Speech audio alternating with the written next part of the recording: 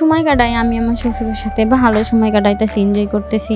হঠাৎ করে একদিন আমার শাশুড়ি মারা যাওয়ার পরে আমার শ্বশুরে বলতেছে যে, দেখো তোমার শাশুড়িও মারা গেছে, তোমার স্বামী আমার ছেলেও মারা গেছে, তাহলে আমরা দুজনে বিয়ে করে ফেলাই। আমি কই এটা কি বলেন, আশেপাশের লোকজন কি বলবে এটা বলেন। আশেপাশের লোকজন কি, যার বলার সাথে সাথ না। তো আমি বলছি না, এটা সম্ভব না, যতদিন আপনি বাঁচবেন থাকবেন এভাবেই থাকেন। পরে সেটা নিয়ে অনেক আলোচনা দুজনের মাঝখানে করলাম, করার পরে দুজন খুব ভালোভাবে চললাম ফিরলাম।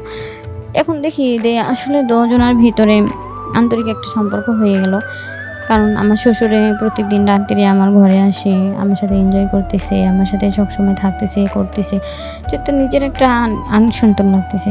তখন আমি বললাম যে এরকম কাজ করতেছি, নিজের কাছে নিজের একবারে কোনো মাঝে মাঝে খারাপ লাগে। আবার বললাম খারাপের এখানে কি, আমি তো কোনো অন্যায় করতেছি না, আমি আমার নিজের স্বার্থের জন্য তো সব কিছু করতেছি।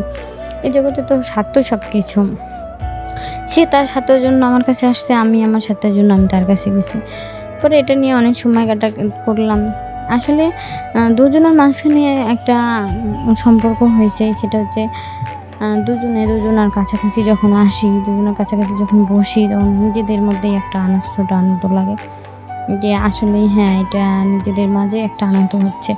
কিন্তু আনন্দ যে দুজনেই করছি, যেটা দুজনেই তো করছি, দুজনের ভিতরে যে কতটুকু কষ্ট সেটা তো বলতে পারবো না। কারণ আনন্দ যখন হচ্ছে, এনজয় যখন করতেছি, তখন ওটার ভিতরে খুব কিন্তু একটা আমি প্রিয়া, আমি আসছি বরিশাল থেকে। আমি আপনাদের মাঝে আসছি আমার জীবনের কিছু গল্প নিয়ে।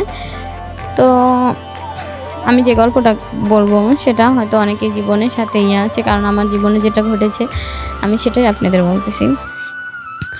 আমার খুব অল্প বয়সে আমার বিয়ে হয়। বিয়ে হওয়ার পরে যখন আমার 15 বছর বয়স, তার 3 বছর পরে যখন 18 বছর বয়স হলো, তখন আমার স্বামী মারা যায়। আমার স্বামী মারা গেলে বাড়িতে শুধু আমার শ্বশুর আর আমার শাশুড়ি ছিল।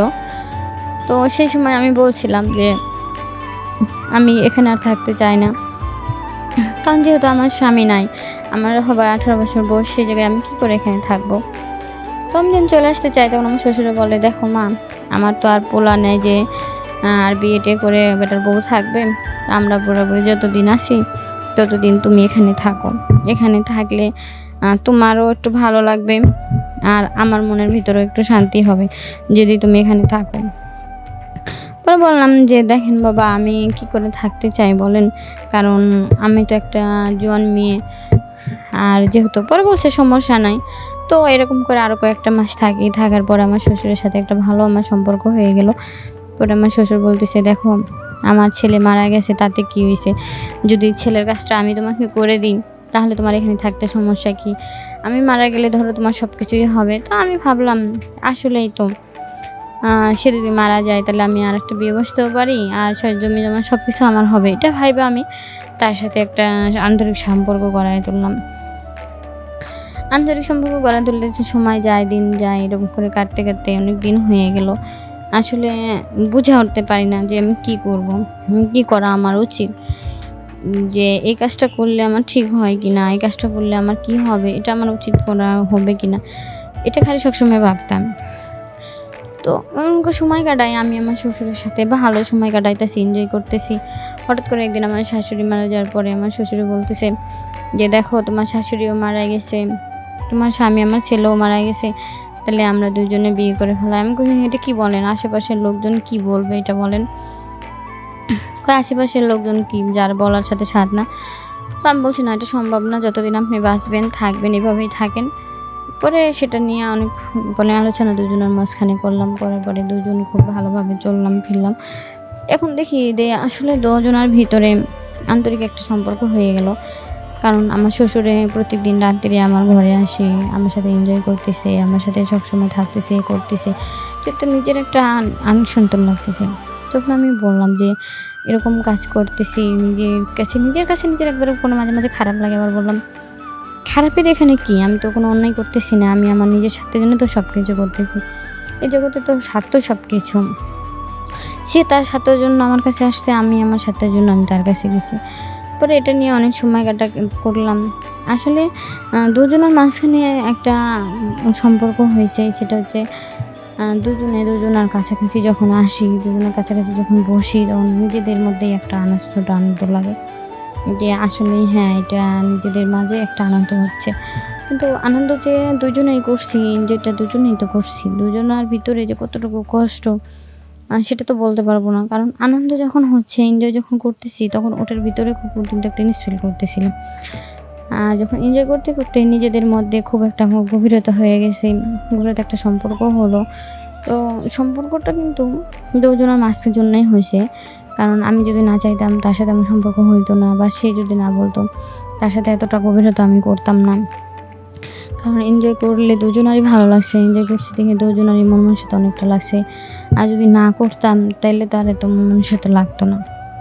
নিজেদের মধ্যে নিজেদের যদি খুব একটা কাছাকাছি একটা আনুতনতা হয় তাহলে সেটা তো আর বড় কথা না। নিজেদের মধ্যে নিজেদের একটা আনুগত্য লাগে। তো আমি আমার শ্বশুরের সাথে যতদিন যে কয় মাস থাকছি, খুব নিজের মধ্যে নিজেকে খুব একটা ভালোবাসা আন্তরিকতা কইরা দুজনে খুব সুন্দর করে এনজয় করছি লাইফে। কারণ বাড়িতে কেউ ছিল না, আমরা দুজনে ছিলাম। যখন মনে চাইছে তখন এনজয় করছি, যখন মনে চাইছে তা করছি। আর আমার শ্বশুর তো আমার চোখের হারাতই না, যে কোথাও একটু কাজ করলেও বলতো, "কাজ করতে হবে না, আমি হোটেল থেকে সব কিনে নিয়ে আসবো, তুমি সবসময় খালি আমার কাছে থাকবা।" মানে সবসময় সে তার কাছে আমার আগলে, আগলে রাখতো। কখনো আমারে সেখান থেকে মানে বাইরে যাইতে দিত না। এরকম একটা মানে পরিস্থিতির ভিতর রাখতো। তো দুজনের মাঝখানে খুব ভালো একটা সম্পর্ক হইছে। নিজেদের মধ্যে আলাদা একটা সিস্টেম বা ভালো ভাব হইছিল। দুজনের মধ্যে মানে কি বলবো, যে করার মধ্যে তুলনা করার একটা ফিলিংসই আলাদা ছিল। যে আমি যে সময়টা ইয়ে করছি, কিন্তু আমি আসলে বুঝে উঠতে পারি নাই। কারণ তার যে বয়সটা, তারপরও আমার যে একটা সময়টা, তারপরে দুজনের মাঝে যে ফিলিংসটা হইছে, এটাই অনেক বড় কিছু। কারণ দুজনকে মাইনে নিয়ে যে চলছি, থাকছি, এটা অনেকটা ইয়ে। তো হঠাৎ করে আমি দেখি আমার শ্বশুর অনেক অসুস্থ হয়ে গেল। তো সেখানে আমার থাকার মতো কোনো পরিস্থিতি বোঝা যায় না। কারণ অনেক মানুষ অনেক কথা বলতেই পারে। তো সেজন্য আমি তারে বলছিলাম যে, "দেখেন না, আমারে অনেকেই অনেক কথা বলতেছে। আপনি কি বলেন?" তখন সে বলছে যে, "মানুষের কথা তুমি কানে ধরো না। আমি যদি অসুস্থ হয়ে বা আমি মারা গেলে সবকিছু আমি তোমার নামে উইল করে দিয়ে যাবো। কারণ আমার কেউ নাই, তুমি ছাড়া।" তখন আমি বলছি যে, "ঠিক আছে, তাহলে এখন উইল করেন।" পরে আমার শ্বশুরে তো সেই অনুযায়ী আমি সবকিছু উইল করার পরে আমি এখন বলছি যে, "এখন সে মারা গেলেও আমার কিছু যায় আসে না। আর বাইচা থাকলেও আমার কোনো যায় আসে না।" তো নিজেদের মতো করে যে যখন এনজয় করছি আমি আমার স্বার্থের জন্য, সে তার স্বার্থের জন্য। দুনিয়াটা তো এটাই, স্বার্থের জন্যই সবকিছু চলে। আর স্বার্থের জন্যই সবকিছু করে। আর স্বার্থ ছাড়া কেউ কারোর সাথে চলাফেরা করে না। আমি আমার লাইফে স্বার্থের জন্য সবকিছু করছি। তার লাইফেও সে তার স্বার্থের জন্য সে করছে। কারণ সে চাইছে যে আমার মতো একটা ইয়াং মেয়েকে সে কাছে টানবো। যেহেতু তার ভালো লাগছে বা আমারও ভালো লাগছে তারে, যে আমার স্বামী মারা গেছে অল্প দিনে বিয়ে হওয়ার পরে। আমারও তো এই বয়সে আমার জীবন লাইফটা চালাইতে হবে। তো এরকম আরকি যতটুকু পারছে যে যার মতো এনজয় করে নিছি। তো সবাই ভালো থাকবেন, সুন্দর থাকবেন, সুস্থ থাকবেন।